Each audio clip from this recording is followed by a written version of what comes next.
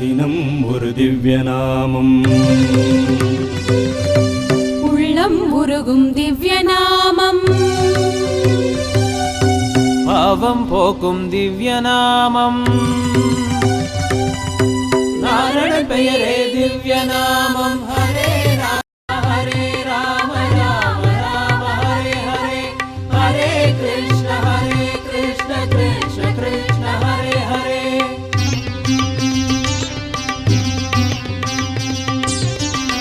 சொல்லினால் தொடர்ச்சி நீ, சொல்லப்படும் பொருளும் நீ, சொல்லினால் சொல்லப்படாது தோன்றுகின்ற சோதினி, கூடாரை வெல்லும் சீர் கோவிந்தனும் நீ. கோவிந்தா ஹரி கோவிந்தா. பச்சை மாமலை போல் மேனி பவளவாய் கமலச் செங்கண் அச்சுதா அமரரேரே ஆயர்தம் கொழுந்தே என்னும் இச்சுவை தவிர யான் போய் இந்திர லோகம் ஆடும் அச்சுவை பெருணும் வேண்டேன் அரங்கமா நகருளானே. ரங்கா ரங்கா.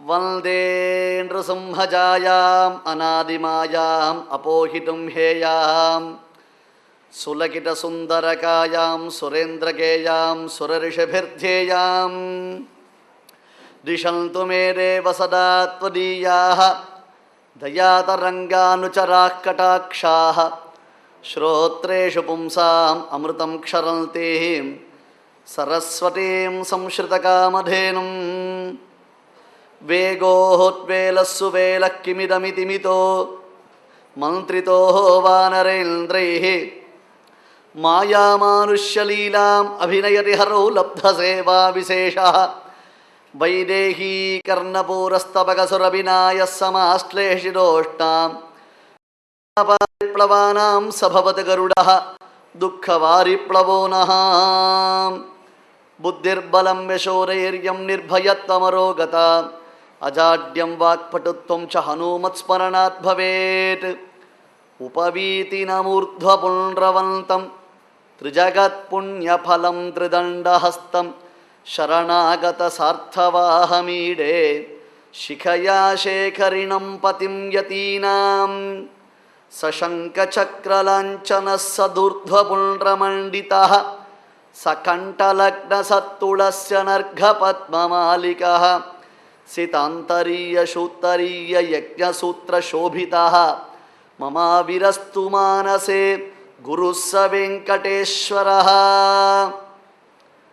प्रपद्ये निरवद्यानां निषद्यां गुणसम्पदां शरणं भवभीतानां षठकोपमुनीश्वरं श्रीरङ्गनाथषटकोपयतीन्द्रदृष्टं लक्ष्मीनृसिंहषटजित्करुणैकपात्रं श्रीरङ्गवीररघुराट्षटकोपहृत्यं वेदान्तदेशिकयतीन्द्रमहं प्रपद्ये श्रीमद्रङ्गषठारिसंयमिवराल्लब्धागमान् तत्त्वयं श्रीमद्वीररघुत्वहाप्त्यषटजित्पारारविन्दाश्रयं श्रीमद्वेदवतंसदेशिकयतेः कारुण्यवीक्षास्पदं सेवे रङ्गदुरीनशासनवशं नारायणं योगिनं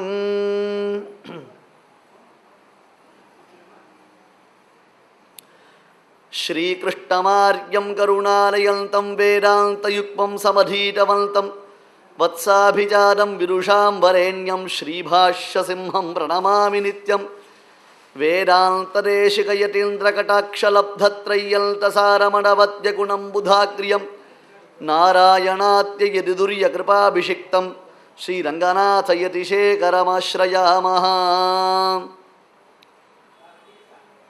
प्रपद्येतं गिरिं प्रायः श्रीनिवासानुकम्पया इक्षुसारस्रवन्त्येव यल्मूर्त्या शर्करायितं கண்ணனடியினை எமக்கு காட்டும் வெற்பு கடிவினையறிவினையும் கடியும் வெற்பு திண்ணமிடு வீடல் நத்திகழும் வெற்பு தெளிந்த பெரும் தீர்த்தங்கள் செறிந்த வெற்பு புண்ணியத்தில் புகலிதல் நப்புகழும் வெற்பு பொன்னுலகில் போகமெல்லாம் புணர்க்கும் வெற்பு விண்ணவரும் மன்னவரும் விரும்பும் வெற்பு வேங்கடவிற்பன விளங்கும் வேதவற்பே.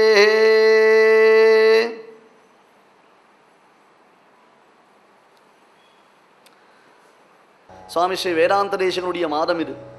வென்றி புகழ் வேங்கடநாதன் என்னும் குருவாய் மீண்டும் அவதரித்து, இது பாசுரத்துடைய அர்த்தம்.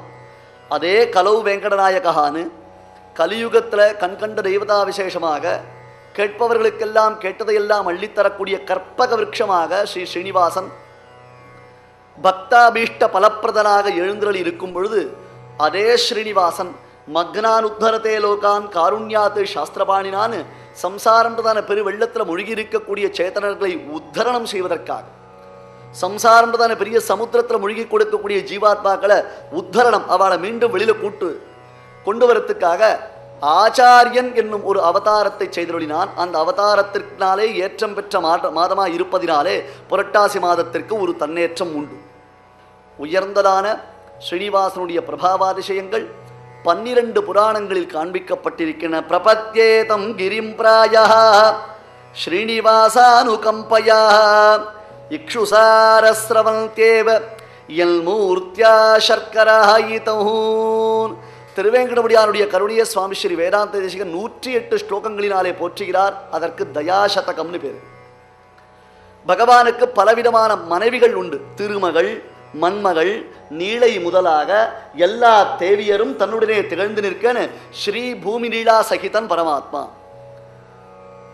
ஆகாரத்திரைய சம்பன்னாம்னு முதல்ல மகாலட்சுமி தாயார், அடுத்தது பூமி தாயார், அதற்கடுத்தது யார்? நப்பிண்ணை பிராட்டி நீலாதேவின்னு. அவளுக்கு புராணங்கள்லையும் வேதங்களிலும் அவளுக்கு பெருமை நீலாதேவின்னு. இது மட்டும் இல்லை, 16,000 தேவிகாரன்னு பரமாத்மாவுக்கு கிருஷ்ணாவதாரத்தில் எத்தனையோ விதமான பத்திரிகள் உண்டு. இப்படி பகவானுக்கு நிறைய பிராட்டிமார்கள் உண்டு. ஆனாலும் சுவாமி ஸ்ரீ தேசிகன் புதுசா 2 மனைவிகளை பெருமாளுக்கு இன்ட்ரடியூஸ் பண்ணார். அவருக்கே தெரியாத 2 மனைவிகளை பெருமாளுக்கு இன்ட்ரடியூஸ் பண்ணார். யார் அவள்? ஒருத்தி பாதுகாதேவி, மற்றொருத்தி தயாதேவி. பகவானுடைய பாதுகையை பாதுகா தேவியாகவே உருவகப்படுத்தி சுவாமி தேசிகன் 1008 ஸ்லோகங்கள் அனுசந்தானம் பண்ணினார். பாதுகா சகஸ்திரம்னு ரொம்ப பிரசித்தம். அதுபோன்று திருவேங்கடமுடியானுடைய தயைனா அவருடைய கருணை.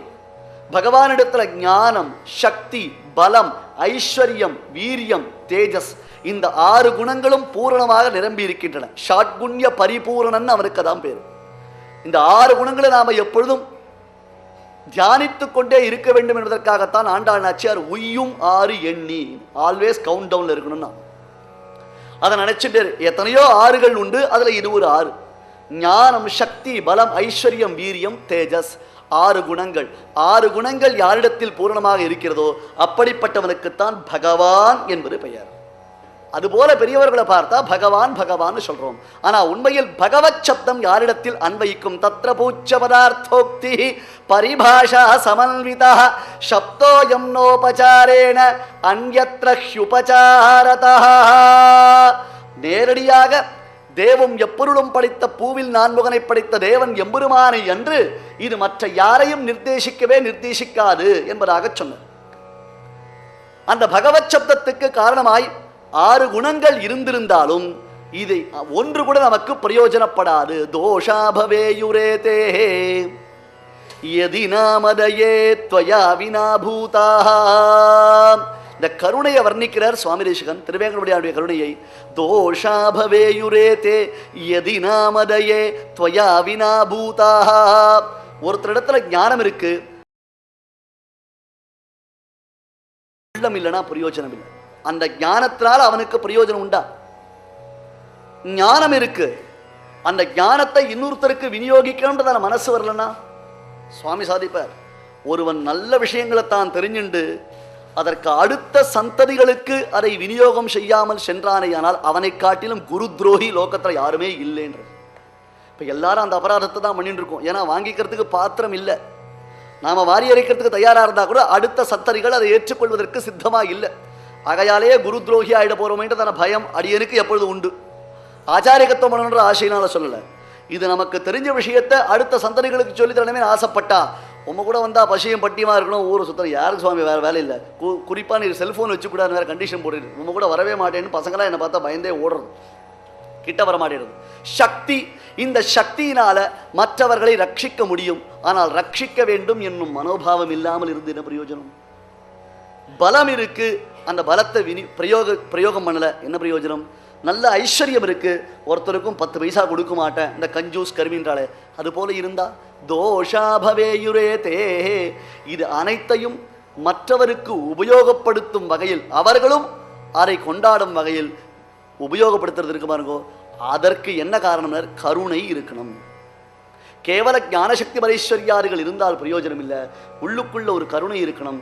அந்த கருணை தான் மற்றவர்களை எப்பொழுதும் உத்தரணம் செய்யும், அவளுக்கு பிரயோஜனமா இருக்கும். இல்லைனா அது பிரயோஜனம் இல்லாமலேயே ஒழிந்து விடும் சொல்றோம். அத்தகு கருணை ஸ்ரீனிவாசனுடைய கருணை. ஸ்ரீனிவாச தயாம்போதி பரிவாக பரம்பராம்னு அவனுடைய கருணை என்பவள் ஒரு தாயார், பகவானுடைய பிரிய வல்லபை, பகவானுடைய பிரிய மகிஷி.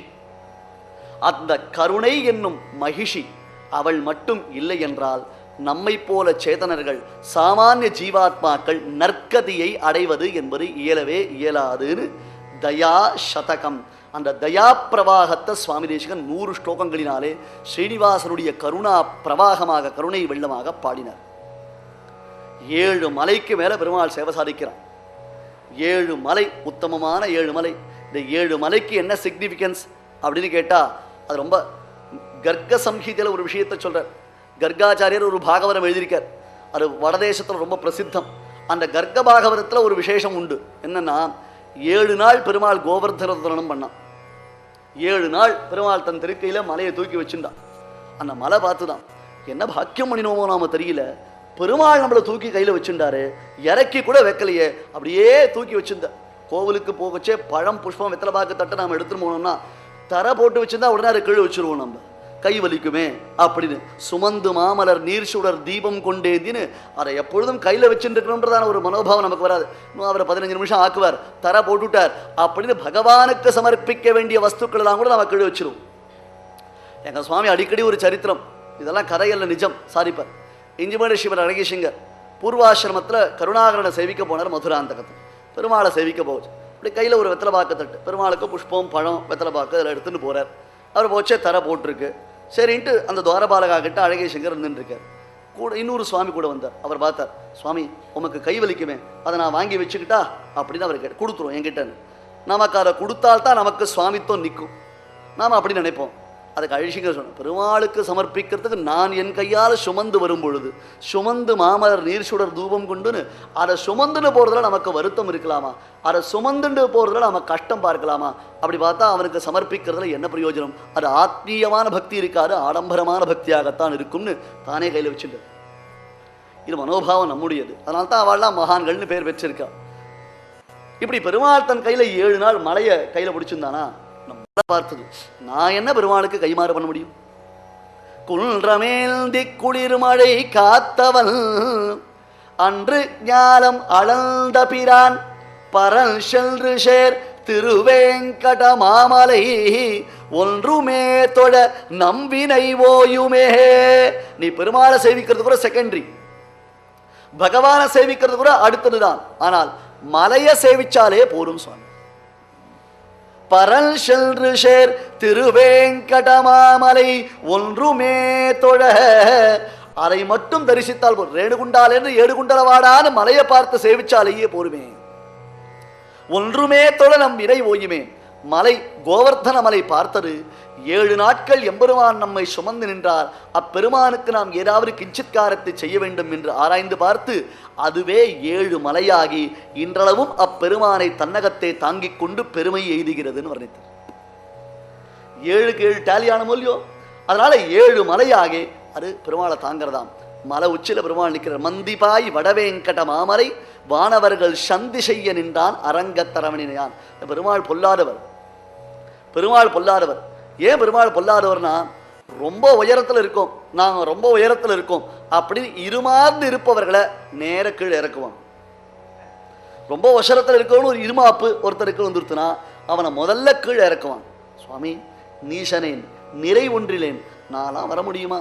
நான் எங்கேயோ இருக்கேன், ஏதோ பாதாளத்தில் இருக்கேன், எனக்கெல்லாம் பகவானுடைய சேவை கிடைக்குமா? எனக்கெல்லாம் பகவானுடைய கைங்கரியம் கிடைக்குமா? ஒழிவில் காலமெல்லாம் உடனாய் மன்னி வழி அடிமை செய்ய வேண்டும்னு எனக்கு டைம் இல்லைன்னு சொல்லணும். உபன்யாசம் வரத்துக்கா, சத்சங்கத்தில் சேர்ந்துக்கிறதுக்கா அப்படின்னா பகவத் கைங்கரியம் பண்றதுனால மற்ற எந்த கைங்கரியத்திலையும் பங்கெடுத்துக் கொள்வதற்கு எனக்கு அவகாசம் இல்லைன்னு அதை நான் பூரணமா சொல்லும் அளவிற்கு நான் நிரபராதமானது ஒரு கைங்கரியத்தை பகவானுக்கு பண்ணணும்னு ஆசைப்பட்டு ஒரு சேதனன், ஒரு ஜீவன் எங்கேயோ அதள பாதாளத்தில் இருக்கான்னா அவன் அப்படியே பெருமாள் மேல தூக்கிடுவார். மேல இருக்கேன்னு இருமாந்திருப்பவனை கீழே இறக்கிறார், கீழே இருக்கேன்னு சொல்றவனை பகவான் மேல கூப்பிடுறார். இவா ரெண்டு பேருக்கும் மீட்டிங் பாயிண்ட் இது, ஜங்ஷன் எதிரா அப்படின்னு கேட்டா வானவர்கள் சந்தி செய்ய நின்றான். அழகா அங்க நிக்கிறான் பாருங்க. முண்டாசு கட்டின விவசாயினர் தேசிகன், முண்டாசு கட்டின விவசாயினர். அது என்ன முண்டாசு கட்டின விவசாயி? ஒரு விவசாயி நல்ல ஆடிப்பட்டம் தேடி விதைன்னு ஆடி மாதம் பூமியை நன்னா உழுது, ஜலம் பாய்ச்சி, அதுக்கப்புறம் அதில் விரைச்சு அந்த மகசூலுக்காக அவன் காத்துட்டு இருக்கான். நல்லா அங்குரிச்சது, முளை விட்டு சம்முன்னு வருது, அழகாக வளர்ந்துட்டு இருக்கு, சௌக்கியமாக இருந்துட்டு இருக்கு. பயிர் நன்னா பால் பிடிக்கிற சமயம், நெல்மணிகள்லாம் முத்தி கதிர் தலை சாய்க்கணும், பால் பிடிக்கணும்னா அப்போ ஆடு மாடுகளினால நிறைய ஆபத்துக்கள் உண்டாகும். அதிவிருஷ்டிகி அனாவிருஷ்டிகி ஷலபா மூஷிகஸ்ததான்னு ஒன்று ஒரேடியாக மழை பெஞ்சு பிராணம் வாங்கும், இல்லை மழையே இல்லாமல் அது ஒரு கல்யாணம் வரும். ஷலபா மூஷிகான்னு வெட்டில் பூச்சிகளினாலே பயிர்களுக்கு ஆபத்து, எலிகளினாலே பயிர்களுக்கு ஆபத்து, பறவைகளினாலே ஆபத்து, ஆடு மாடு மிருகங்கள், எத்தனையோ விதமான ஆபத்து. இந்த விவசாயி தான் வச்ச பயிரை தான் காப்பாற்றணும். அதுக்காக என்ன பண்ணுவான்னு கேட்டால் அவன் நிலப்பரப்புலேயே அவனுடைய வயல்லையே ஒரு பரணை லேஃப்ட் ஒன்று கட்டி அது மேலே ஏறி உட்கார்ந்துப்பான். அப்போ அவன் வயலுடைய எல்லா பவுண்டரியும் அவனுக்கு தெரியும். யார் வரா, யார் போறா, யார் உள்ள வரா, யார் வெளில போனா, ஆடு வந்துதா, மாடு வந்துதா, நாய் வந்துதா, ஒரு பெருச்சாளி ஒளினா கூட அவனுக்கு கண்டு தெரியும். காரணம் என்ன? நட்ட நடுவில் வயலுக்கு நடுவில் ஒரு உயரமான பரணையை வச்சு அது மேலே ஏறி உட்காந்துருக்கான். கண்ணும் கருத்துமா தன் பயிரை ரட்சிக்கிறான் பாருங்கோ. அதுபோலத்தான் ஸ்ரீனிவாசன்றவன் ஒரு கிருஷிவலன், விவசாயி. அந்த ஸ்ரீனிவாசன்றதான விவசாயி பூமியில சரணாகத்தின்றதான பயிரை விதைச்சிருக்கான் சுவாமி. சரணாகத சஸ்யமாலினீயம் விருஷசைலேஷ கிருஷிவலம் தினோதி. குடியானவன் தான் வைத்ததான பயிர் வாடாமல் அதை ரட்சிக்குமா போலே தான் இந்த பூமியில வராக அவதாரத்திலும் ராமாவதாரத்திலும் கிருஷ்ணாவதாரத்திலும் விதைத்ததான சரணாகதி என்னும் பயிர் அது பால் பிடித்து வருகின்றது. அதை ரட்சிக்கணும்னு ஆசுர பிரகிருதிகளினாலே இதற்கு ஆபத்து நேராடுபடி, அதுவும் அகண்டமான பூமியோ இல்லையோ, பெரிய பிரகிருதி மண்டலமோ இல்லையோ, இந்த பிரகிருதி மண்டலத்தை ஃபுல்லா அவன் பார்க்கணும்னா அதுக்கு ஏற்றார் போல 7 மலைன்றதான லேஃப்ட் அது மேலே ஏறி நின்று பார்க்கிறான். விருஷசைலேஷ கிருஷிவலம் தினோதி.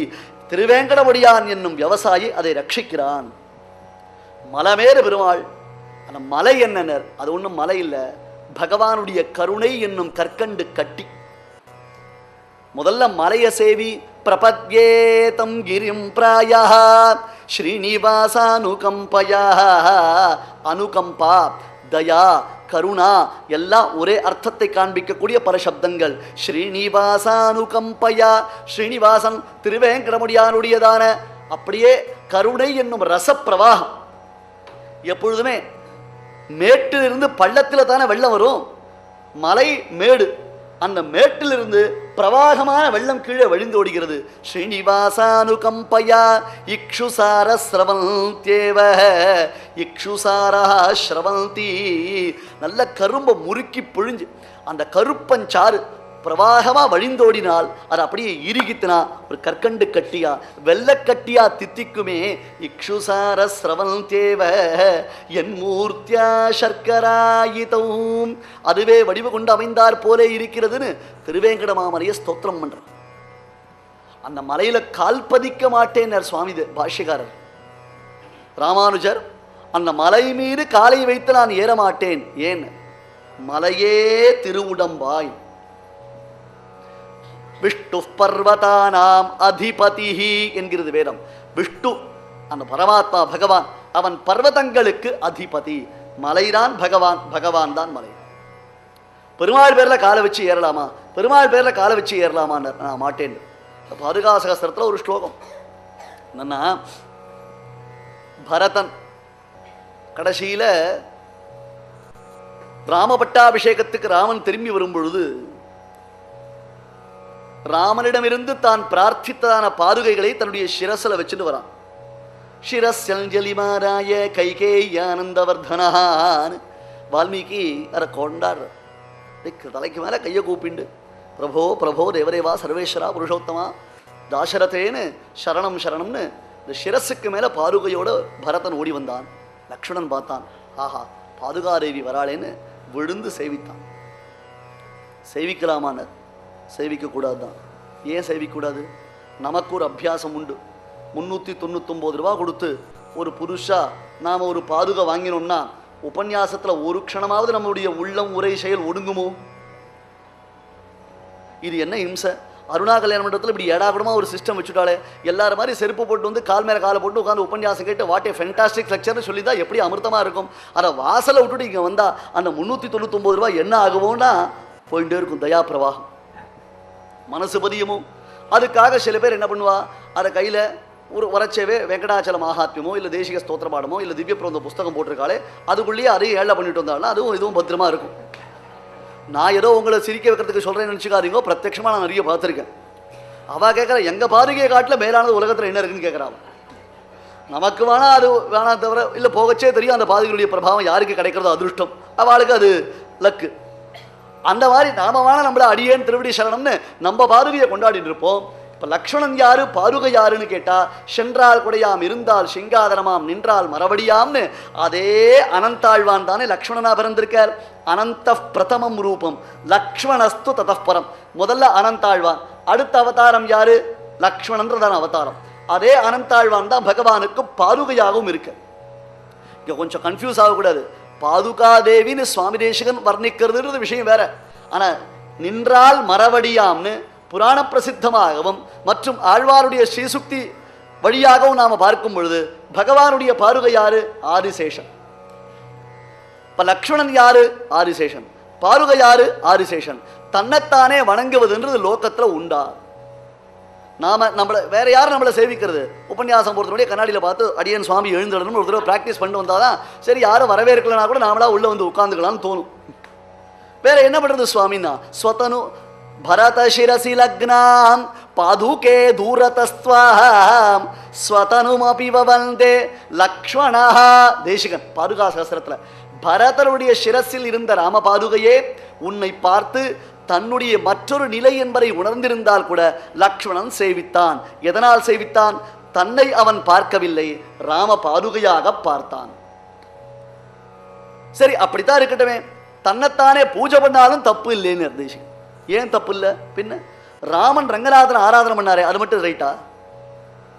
ராமன் ரங்கநாதன் ஆராதனை பண்றாரு, நம்மளெல்லாம் தோஷம் சொல்றா. இவாள்லாம் கோவிலுக்கு போனா அர்ச்சகரை கேட்பார், பெருமாள் பேர்ல பகவத் பிரீத்தியர்த்தம் பண்ணிட்டா ஐயோ பண்ணாதீங்கோ என் பேர்ல பண்ணுங்கன்னு. நம்ம இந்த பகவத் பிரீத்தியர்த்தம்னா அவ்வளோ விஷம்.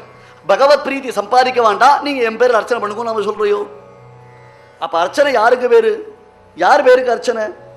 அங்க பகவானுடைய திருநாமங்களை சொல்லி அவருக்கு அர்ச்சனையா, இல்லை என் பேருக்கு பண்ணுங்கன்னு சொன்னா அந்த புஷ்பத்தை இங்கே தான் சமர்ப்பிக்கணும்.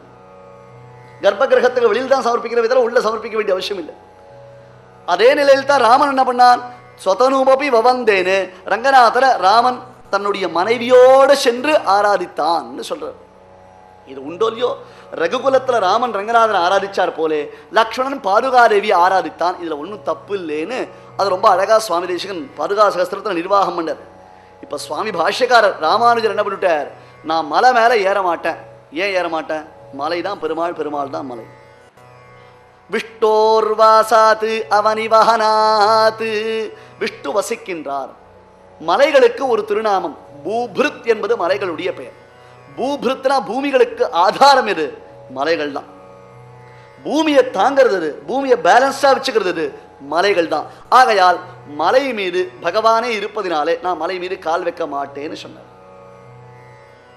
அப்படி ராமானுஜர் சொல்லிட்டு முட்டி போட்டு மேலே ஏற ஆரம்பிச்சாராம். அதனால்தான் முழங்கால் முடிச்சுன்னு ஒரு இடம் இருக்கும். மலை மேலே ஏறச்சே நடந்து போனால் அந்த வழியில் பார்க்கலாம். முழங்கால் முடிச்சுன்னு அங்கே ராமானுஜருடைய சன்னிதானம் ஒன்று அமைஞ்சிருக்கு. அப்போ பெரிய திருமலை நம்பிகள் ராமானுஜருடைய மாத்துலர் மாமா. அவர் ஓடி வந்தார். போய் நீர் ஏற மாட்டேன்னு சொன்னால் நாளைக்கு அப்புறம் கடைசியில் யாருமே இந்த மலைக்கு வரமாட்டான். ராமானுஜரே கால் வச்சு ஏற மாட்டேன்னு சொன்னார். இப்போ நாங்கள்லாம் ஏறக்கூடாது போல இருக்கு. அவரே அப்படி பயந்த பொழுது நாங்கள்லாம் என்ன பண்ணலாம்னு நினச்சி ஜனங்க விட்டுடுவா, தப்பு இல்லை, ஏறலாம். அது தவிர நீர் ஏறுறதுக்கு உமக்கு பரிபூர்ணமான